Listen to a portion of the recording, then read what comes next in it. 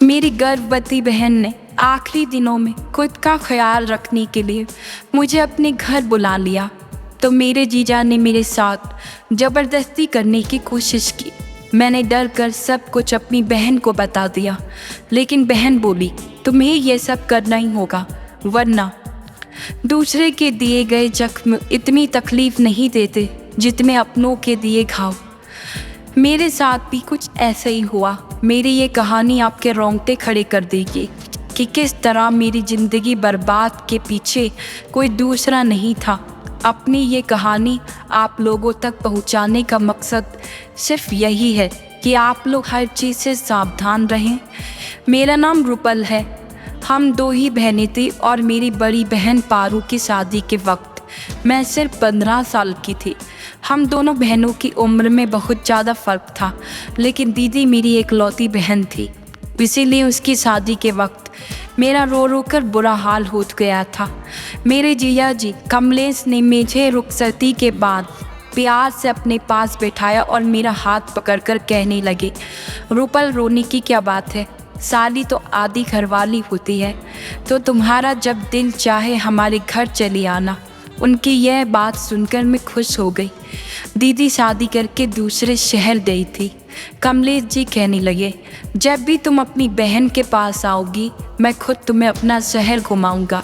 दीदी तो विदा होकर चली गई, लेकिन मेरे दिल में अरमान जाग उठा था कि मैं कब अपनी बहन के घर जाऊंगी और खूब मज़े करूंगी। दीदी की शादी को 1 साल गुजर गया, लेकिन मैं उनके शहर नहीं जा सकी। पूरे 1 साल बाद दीदी ने हमारे घर का चक्कर लगाया था और कमलेश जीजा भी उनके साथ ही आए थे।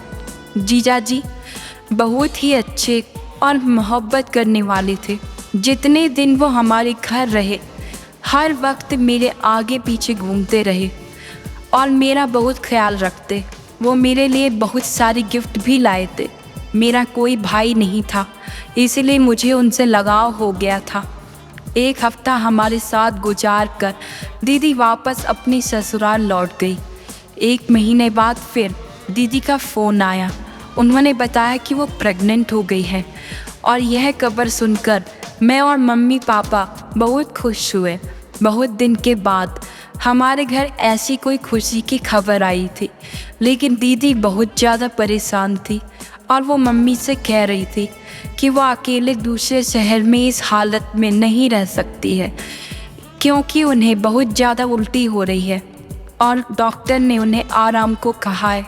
यह सुनकर मम्मी भी बहुत ज़्यादा परेशान हो गई। मेरी बड़ी बहन तो मम्मी की जान में बसती थी। मम्मी ने उसे हमारे घर आकर रहने को कहा, तो वो कहने लगी कि कमलेश उसे छोड़ने को तैयार नहीं है। अगर दीदी यहाँ आ जाती है तो कमलेश जीजा और उनके पापा को बहुत परेशानी होती है। वैसे भी 1-2 महीने की बात नहीं थी, अभी तो पूरे 9 महीने बाकी थे। दीदी की बात सुनकर मम्मी ने कहा, तुम फिक्र ना करो, मैं रूपल को तुम्हारे पास भेज देती हूँ। बहन के आने से तुम्हारा दिल भी बहल जाएगा और ये तुम्हारे घर के कामकाज भी कर दिया करेगी। मम्मी की बात सुनकर दीदी बहुत खुश हुई और कहने लगी, रूपल को अकेले ना भेजना, कमलेश को मैंने कहा है वो लेने के लिए आ जाएंगे। मैं तो कब से इस मौके की तलाश में थी और न जाने कितनी बार दुआ मांग चुकी थी, इसीलिए फ़ौरन ही खुशी खुशी अपना सामान बांध लिया। मौसी बनने की खुशी तो अलग ही होती है। 2 दिन बाद ही जीजा मुझे लेने के लिए आए और मैं उनके साथ अपनी बहन के पास दूसरे शहर आ गई। दीदी के ससुराल में सिर्फ एक ससुर और कमलेश भाई ही थे, इसीलिए मुझे यहाँ रहने में कोई परेशानी नहीं होने वाली थी। दीदी के ससुराल में सास और ननद की कोई झंझट नहीं थी। दीदी मुझे देखकर बहुत खुश हुई थी। उसने पहले से ही मेरी पसंद का खाना बनाकर रखा था। मुझे रहने के लिए अपना सामने वाला कमरा भी दे दिया था। दीदी के ससुर को नमस्ते करने के लिए मैं उनके कमरे में गई तो उनका रवैया कुछ अजीब ही था। वो बिस्तर पर पड़े एक बीमार आदमी के जैसे थे। मुझे देखकर अजीब अजीब बातें करने लगे। उनकी बातें मेरी समझ से बाहर थी। दीदी मेरा हाथ पकड़कर मुझे कमरे से बाहर ले आई और कहने लगी कि उनके सास ससुर बहुत सालों से बीमार हैं, इसीलिए अक्सर उल्टी सीधी बातें करते हैं। आगे उनके कमरे में जाने की ज़रूरत नहीं है। दीदी के ससुर उनकी शादी में भी नहीं आए हुए थे। कमलेश का रिश्ता पापा के किसी दोस्त ने दीदी से करवाया था।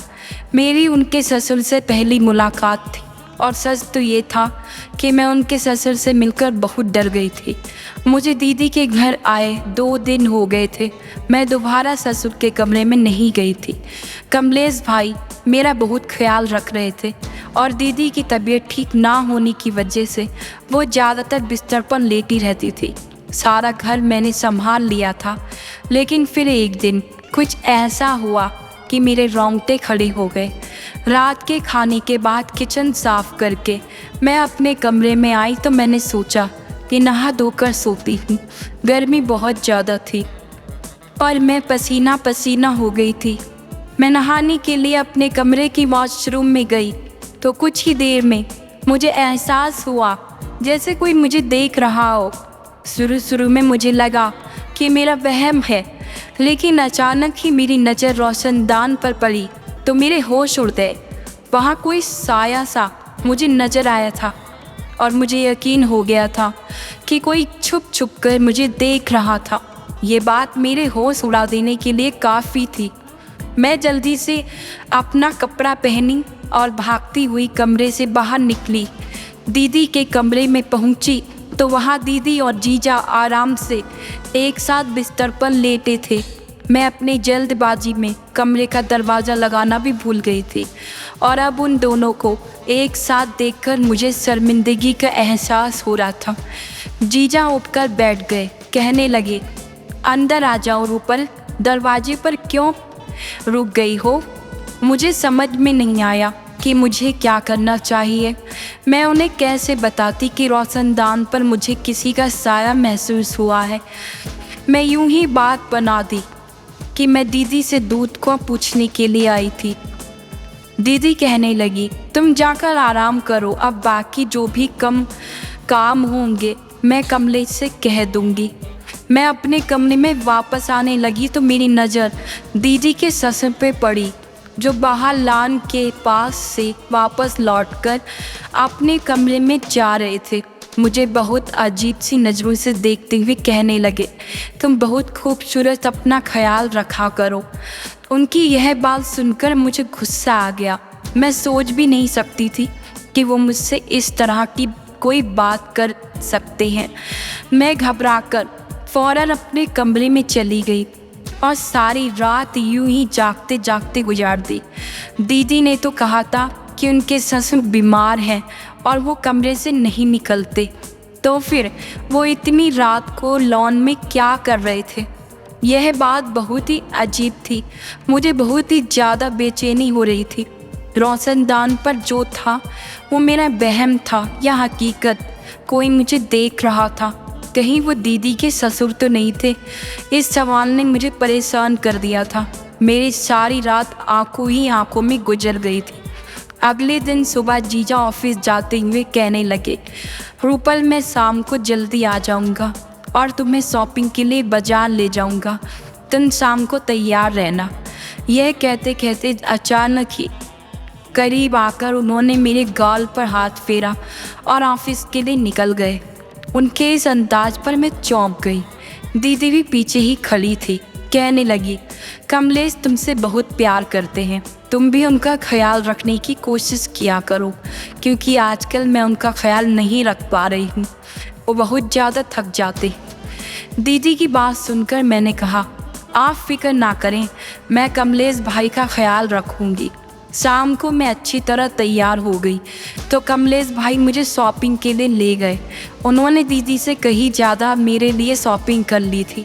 मैं बहुत खुश थी, लेकिन मुझे क्या मालूम था कि मेरी यह खुशी बस कुछ ही दिनों की मेहमान है।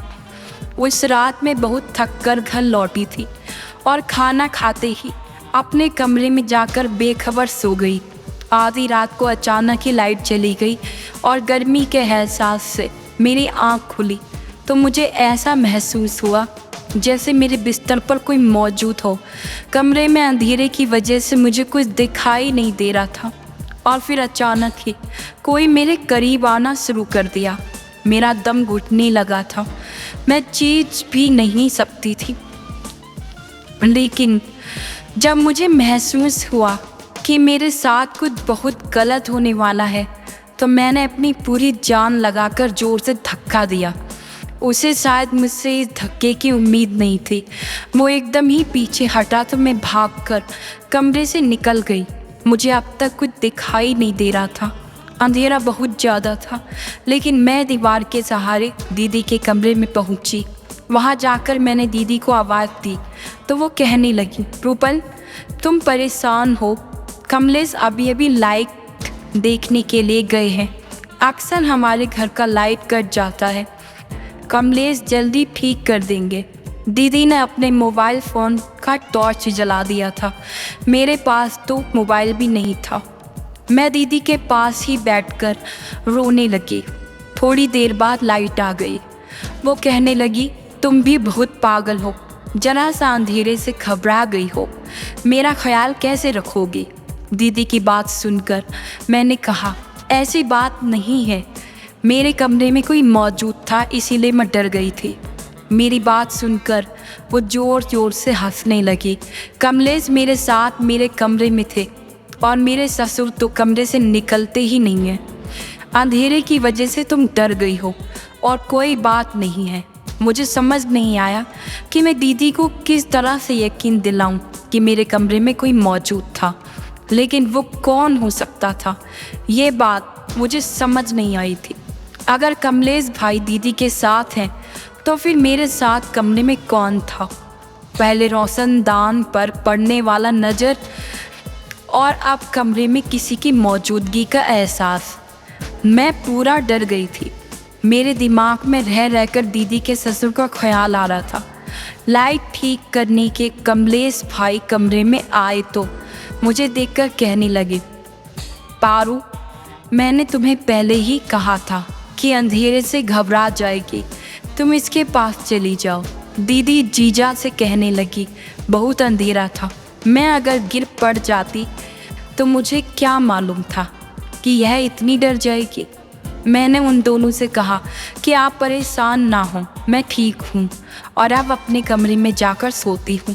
मैं दीदी को ज़्यादा परेशान नहीं करना चाहती थी क्योंकि मम्मी ने मुझे मना किया था कि डॉक्टर ने दीदी को टेंशन देने के लिए मना किया है। मैं डरते डरते वापस अपने कमरे में आ गई थी और दरवाज़ा लॉक करके बिस्तर पर लेट गई। नींद तो मुझे नहीं आ रही थी। मैं सोच रही थी कि किसी न किसी बहाने से घर वापस लौट जाऊं। जो भी था यह मेरा वहम नहीं था। इस बात का मुझे अच्छी तरह यकीन हो गया था, कोई मेरी तन्हाई का भरपूर फ़ायदा उठाने की कोशिश कर रहा था। अगले दिन कमलेश भाई किसी काम से थोड़ी देर के लिए दोपहर के वक्त ऑफिस से घर लौट कर आए। उस वक्त दीदी दवाई खाकर अपने कमरे में गहरी नींद में सो रही थी और मैं किचन में खाने की तैयारी कर रही थी। कमलेश भाई किचन में ही चले आए और मुझे पीछे से पकड़कर अपनी बाहों में जकड़ लिया। मुझे उनसे इस व्यवहार की बिल्कुल भी उम्मीद नहीं थी। मैं हड़बड़ाकर खुद को उनसे छुड़वाने की कोशिश करने लगी। मेरी आवाज़ मेरे गले में ही दम तोड़ गई थी और मैं कुछ कह भी नहीं सकी थी। मगर कमलेश ने तो मुझे छोड़ने की बजाय और कस के पकड़ लिया और कहने लगे, तुम इतनी खूबसूरत हो, तुमसे नज़र हटाने को दिल नहीं करता। बहुत मुश्किल से मैंने खुद को उनसे छुड़वाया और किचन से बाहर भागने लगी तो कमलेश कहने लगे कि तुम नहाते हुए भी बहुत खूबसूरत लग रही थी। मेरे मोबाइल में तुम्हारी वीडियो है। जीजा की यह सब से मेरी सांस रुक गई थी। मैं सोच भी नहीं सकती थी कि वो इस कदर घटिया इंसान होंगे। मैंने रोते हुए जीजा की तरफ देखा तो वो कहने लगे, मैं बस प्यार मोहब्बत की बात करना चाहता हूँ। जैसे ही जीजा ने मेरी तरफ कदम बढ़ाया, मैं भागते हुए अपने कमरे में चली गई और खुद को लॉक कर लिया। मैं डर से काँप रही थी। मैंने जीजा का जो रूप देखा था उसे उससे पहले कभी नहीं देखा था। मैं तो अपने भाई की तरह समझती थी, लेकिन वो तो मेरी इज्जत के दुश्मन निकले। पता नहीं कैसे कब उनकी नज़र मुझ पर पड़ी थी और मैंने गौर भी नहीं किया था। कमलेश भाई बस कुछ वक्त के लिए ऑफिस से घर आए थे, इसीलिए वो वापस चले गए थे और मैंने सोच लिया था कि अब मैं एक पल भी यहाँ नहीं रुकने वाली। शाम के वक्त जब दीदी अपने कमरे से उठकर मेरे पास आई तो उस वक्त तक मेरी आंखें रो रो कर सूज चुकी थी। वो परेशानी से पूछने लगी कि क्या हुआ है, किस बात से तुम इतना रो रही हो। मैंने दीदी से सच छुपाया क्योंकि उनकी हालत ऐसी नहीं थी कि मैं जीजा के बारे में इतनी बड़ी बात बताऊं। मैंने रोते हुए कह दिया कि मुझे मम्मी पापा की बहुत याद आ रही है और मैं घर वापस जाना चाहती हूँ। मेरी बात सुनकर दीदी ने मुझे गले से लगाया और कहने लगी, इतनी जरा सी बात पर तुमने रो रो कर आँख सुझा ली। तुम फिक्र ना करो, शाम में ही मैं कैलाश के साथ तुम्हें वापस भेज देती हूँ। जीजा के साथ एक शहर से दूसरे शहर सफ़र का सोचकर मेरे रोंगटे खड़े हो गए थे। मैंने दीदी से कहा कि पापा मुझे लेने के लिए आएंगे, मैं पापा के साथ जाऊंगी। दीदी कहने लगी, ठीक है, अच्छी बात है, इस तरह मैं भी पापा से मुलाकात कर लूँगी। दीदी की बात सुनकर मैं खुश हो गई और दीदी जैसे ही मेरे पास से उठकर अपने कमरे में गई तो उनकी ज़ोरदार चीख की आवाज़ आई। मैं फ़ौरन दीदी की कमरे की तरफ भागी तो यह देखकर मेरे होश उड़ गए कि दीदी बिस्तर के पास गिरी हुई थी और अपना पेट पकड़कर जोर जोर से चीख रही थी। मैंने दीदी को उठाकर बिस्तर पर लिटाया और बहुत देर तक उनके पास बैठी रही। उनकी हालत बिल्कुल भी ठीक नहीं लग रही थी। मैंने दीदी से कहा कि डॉक्टर के पास चलते हैं, लेकिन उन्होंने साफ मना कर दिया और मेरा हाथ पकड़कर कहने लगी, रूपल तुम मुझे छोड़कर ना जाओ, मैं इस हालत में अकेली नहीं रह सकती। आज तो तुम थी जिसने आकर मुझे उठाया और मेरा ख्याल किया है, लेकिन तुम्हारे जाने के बाद अगर ऐसा कुछ हुआ तो मैं और मेरा बच्चा ऐसे ही मर जाएंगे। दीदी की बात सुनकर मैं बहुत परेशान हो गई। बहुत मजबूरी में मैंने कुछ दिन रुकने का फ़ैसला लिया और दीदी से कहा कि आप बिल्कुल फ़िक्र ना करें, मैं आपके साथ ही हूँ। मेरी बात सुनकर दीदी बहुत खुश हुई थी और मुझे गले से लगा लिया। जीजा भी वापस आ गए थे। दीदी ने उन्हें भी बताया कि गिरने की वजह से मेरी तबीयत बहुत ख़राब हो गई थी। यह सुनकर कमलेश भाई भी परेशान हो गए और मुझे कहने लगे कि अपनी दीदी के लिए जूस बना कर ले आओ। मैं किचन में जाकर सेब का जूस बना रही थी कि एक बार फिर कमलेश भाई किचन में आ गए और मेरे साथ ज़बरदस्ती करने लगे। मैंने कमलेश भाई को धक्का दिया और गुस्से से कहा, आपको शर्म आनी चाहिए, आपकी पत्नी की हालत इतनी ख़राब है और आप अपनी शादी के साथ ऐसी हरकतें कर रहे हैं। जीजा को मेरी बात का कोई असर ना हुआ और वो मेरे साथ ज़ोर ज़बरदस्ती करने लगे। मैं ज़ोर ज़ोर से चीखने लगी। मेरी आवाज़ पर दीदी आ गई। मैं इस कदर घबराई हुई थी कि दीदी की तबीयत का सोचकर बिना मैंने उन जीजा का सारा सच बता दिया। दीदी ने एक नज़र मुझ पर डाली और दूसरी नज़र जीजा पर और उनसे कहने लगी कि तुम कैसे मर्द हो जो एक 15 साल की लड़की को भी काबू नहीं कर सकते। इसने पिछले एक हफ्ते से ही तुम्हें अकेले नचाया हुआ है और तुम अभी तक कुछ नहीं कर पाए। दीदी की बात सुनकर मेरे कदमों तले ज़मीन निकल गई थी।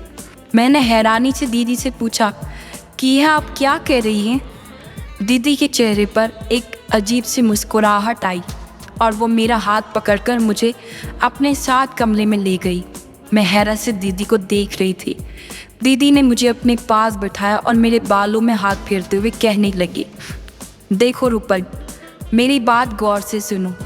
मैं कमलेश का सारा सच जानती हूँ, लेकिन जो कुछ कमलेश तुमसे चाहता है वो तुम्हें करना ही होगा। मैं गुस्से से उठ खड़ी हुई और मैंने दीदी से कहा कि यह आप कैसी बातें कर रही हैं। क्या आप जानती हैं कि आपका पति मेरे साथ क्या करना चाहता है। वो मुझे इस्तेमाल करना चाहता है, मेरे साथ गलत करना चाहता है।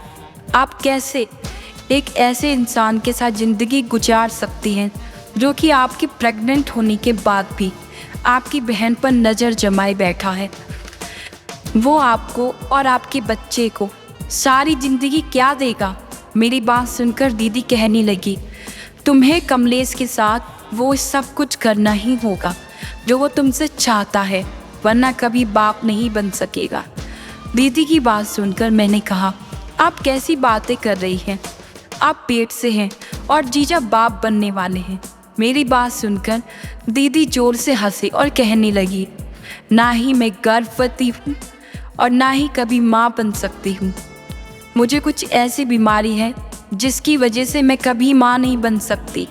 इसीलिए मैंने तुम्हें यहाँ बुलाया था ताकि तुम यहाँ आकर मुझे और कमलेश को एक बच्चा दे सको।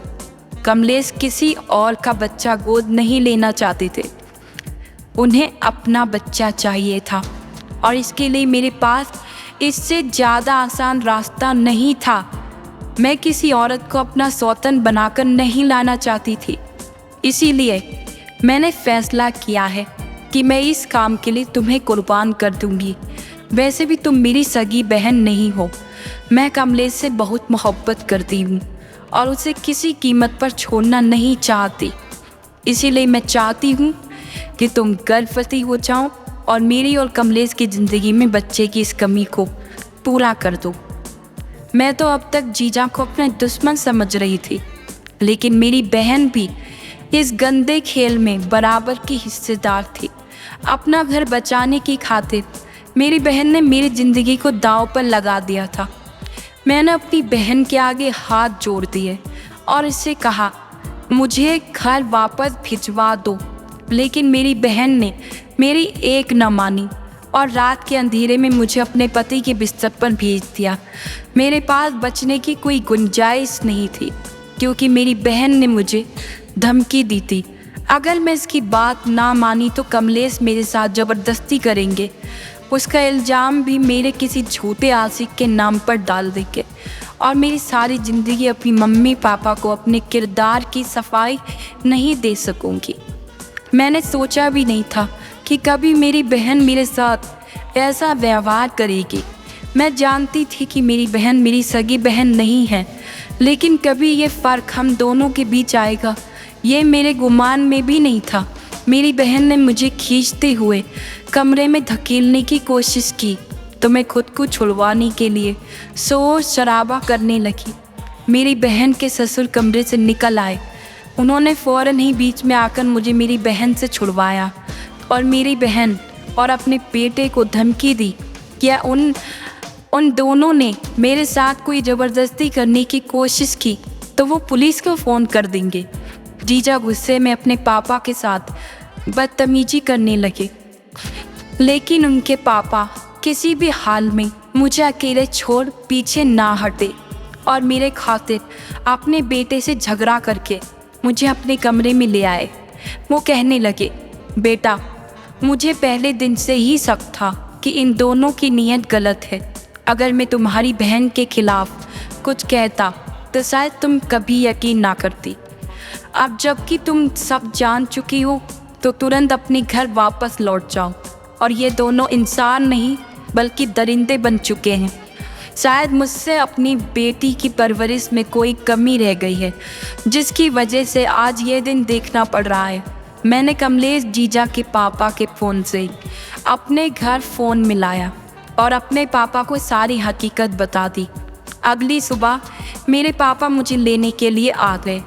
उन्होंने मेरी बात पर दीदी से हमेशा के लिए सारे रिश्ते ख़त्म कर दिए।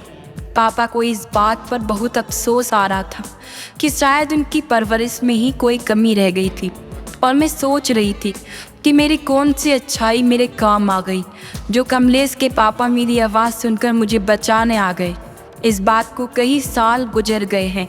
हमारी दीदी के साथ कोई रिश्ता ना रहा, लेकिन एक बात मुझे अच्छी तरह समझ में आ गई थी कि मेरी माँ ने मुझे दीदी के घर रहने के लिए भेजकर बहुत बड़ी गलती की थी और मैंने एक गैर मर्द को अपना भाई समझकर बहुत बड़ी भूल की थी। मेरी बहन ने जो कुछ मेरे साथ किया वो बर्दाश्त से बाहर था, लेकिन आज की दुनिया में यही सब कुछ हो रहा है। इसलिए हर कोई अपनी इज्जत को बचा कर रखे। धन्यवाद।